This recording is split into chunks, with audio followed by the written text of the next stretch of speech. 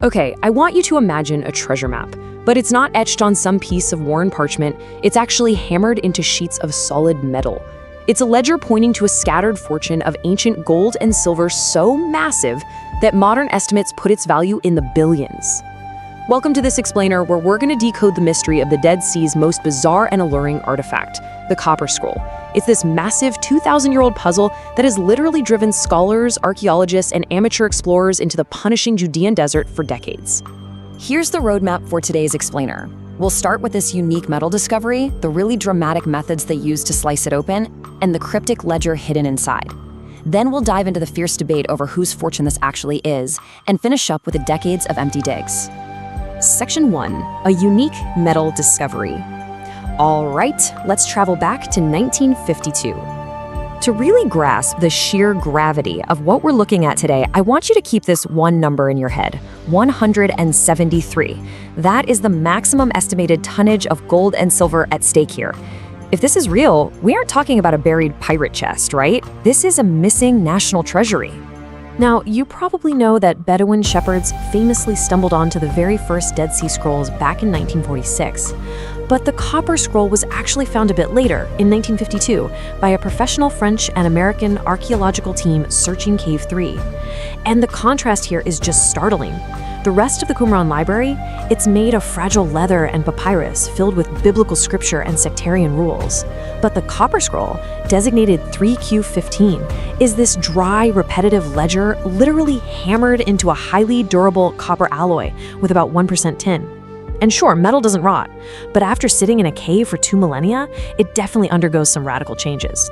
Which brings us to Section 2, slicing the scroll open. Because honestly, finding this thing was just the first hurdle. Picture this. For 3 whole years, this artifact just sat there, totally unopened. It was heavily oxidized, brittle as glass, and had snapped into 2 completely unopenable rolls. The sheer ingenuity it took just to read it was staggering. In 1955, they sent it over to Professor H. Wright Baker in Manchester, England. Since he couldn't unroll it, Baker literally had to build a custom fine-toothed circular saw. In this elegant but, highly destructive process, he sliced those 2 rolls into 23 curved strips.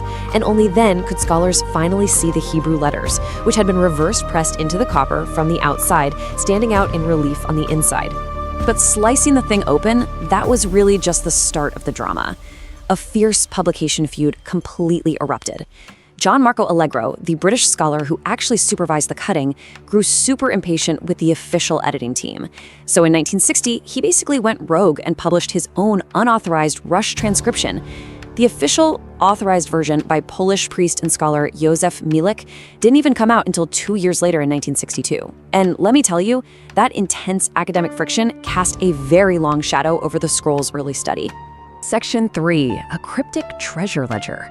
Let's look at exactly what these scholars were fighting over. So this is verbatim what the very first entry of the scroll says. Listen to this. In the ruin which is in the valley of Achor, under the steps that go in toward the east, 40 cubits, a chest of silver and its vessels, a weight of 17 talents. I mean, it sounds wonderfully specific, doesn't it? But hold on. 2,000 years of erosion, earthquakes, and wars have basically erased almost every landmark. We have no idea exactly which ruin is in the valley of Achor, and those steps, they are long, long gone. And making things even harder, the text itself is like an unsolved code. It's written in this colloquial, Mishnic-style Hebrew. Think of it more like everyday street language, which is completely distinct from the formal, literary Hebrew you see in the other Dead Sea Scrolls. Plus, the scribe's handwriting looks really rushed and uneasy, mixing up formal and cursive styles. But here's the most baffling part. About a dozen entries are followed by these totally unexplained clusters of 2 or 3 Greek letters. Are they a code? Are they filing markers? Nobody knows for sure.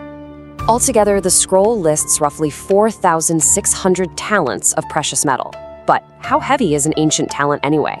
Well, if it's a light talent, we're looking at about 58 tons. If it's a heavy temple talent, we hit that staggering 173 tons of gold and silver. But the absolutely crucial point here is this. Whichever conversion math you use, this is not a single person's piggy bank. This is institutional wealth on a massive scale. Section 4, whose fortune is it? Wealth on this scale has sparked a 70-year-old scholarly debate. So there are 4 main theories regarding where this treasure came from. Theory 1 suggests it's the legendary temple treasure, desperately hidden right before the Romans destroyed Jerusalem in 70 CE. Theory 2 argues it's just the collective wealth of the local Qumran community, a strict Jewish sect known as the Essenes. Theory 3, which was actually championed by Joseph Milik, proposes it's entirely folklore, just a symbolic, mythical list that was never actually meant to be dug up. And finally, Theory 4 suggests it's a record of religious tithes collected after the temple fell, maybe during the Bar Kokhba era. To try and solve this, experts naturally look at dating the handwriting, but even that is fiercely debated. Handwriting expert, or paleographer, Frank Moore Cross, argued for an early date, somewhere between 25 and 75 CE, which perfectly lines up with that temple treasure theory. But modern scholars, like Joan E. Taylor, point to the rushed writing and those Greek loanwords to argue for a much later date, between 100 and 135 CE. And that aligns way more with the folklore or Bar Kokhba tie theories. Honestly, the ambiguous script makes it pretty much impossible to confirm just one single theory. Section 5, Decades of Empty Digs. Because look, regardless of the academic theories, people have absolutely gone looking for this gold. Let's speed through the timeline of the major expeditions out in the desert. Back in 1959, John Allegro himself actually led an expedition into the Judean wilderness and found nothing. Fast forward to 1988, amateur archaeologist Vendell Jones spent years out there. He did find some really interesting ancient incense and oil residues, but still, no gold. In 2009, an exploratory dig led by Jim Barfield and the Israeli Antiquities Authority began, but it was abruptly halted. And finally, in 2013, the scroll itself found a permanent home on display at the Jordan Museum in Amman. Now we have to talk about that 2009 expedition because it is highly controversial. Retired arson investigator Jim Barfield claimed he had successfully triangulated exact scroll locations right at Qumran. He presented his findings to the IAA, and they actually started an exploratory dig in 2009. But according to reports, the dig was abruptly halted after they'd only gone down a few feet due to a phone call, with literally no public explanation. Barfield has pushed for renewed access ever since, but mainstream archaeologists and the IAA heavily dispute his methods. They state his project is unscientific, and they heavily restrict the use of deep metal detectors at these protected sites. So with all our modern technology, why does this treasure remain lost? Well, the roadblocks are massive. For starters, ancient landmarks are just completely erased. Plus, the Qumran area sits in West Bank Area C, so it's entangled in incredibly complex Israeli, Jordanian, and Palestinian geopolitical claims. On top of that, a lot of candidate locations overlap with ancient graves, triggering strict Jewish religious laws against excavation. Other sites might be near the Temple Mount, which is restricted by the Islamic Waqf. And of course, we really do have to accept the possibility that Milik was right all along. It might purely be a work of ancient folklore with no physical gold to find in the first place. But let me just remind you of that number we saw earlier, 64. That is exactly how many distinct cache locations are meticulously listed on the copper scroll. 64 separate, specific hiding spots scattered across the ancient landscape. And yet, here is the stark, dramatic reality. Zero. Absolutely zero verified treasure from the copper scroll has ever been found to date. Not a single coin, not a single silver bar. But wait, there is one final twist here. That 64th entry, it doesn't actually list gold. It lists another document.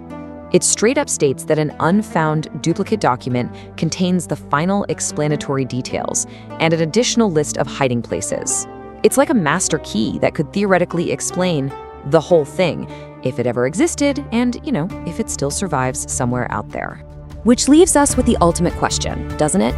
Is the greatest treasure in antiquity still out there, waiting beneath the desert sand, buried just out of our reach? Or are we all just chasing a brilliant 2,000-year-old illusion, an ancient writer's ledger of a totally mythical fortune? For now, the copper strips rest quietly in Amman, refusing to yield their final secrets, leaving this mystery entirely up to you to decode.